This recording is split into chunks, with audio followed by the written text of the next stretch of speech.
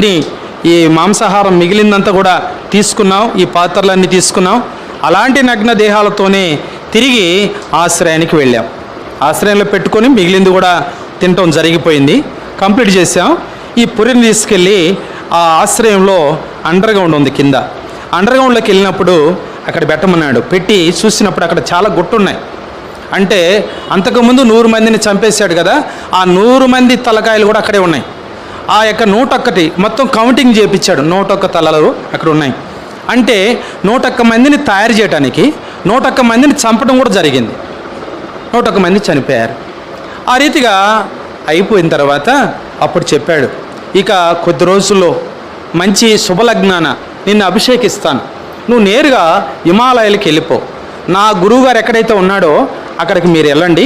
వెళ్ళిన తర్వాత మిమ్మల్ని ఎక్కడో సాటికి పీఠాధిపతిగా పంపిస్తాడు అభిషేకించి. మీ అంతా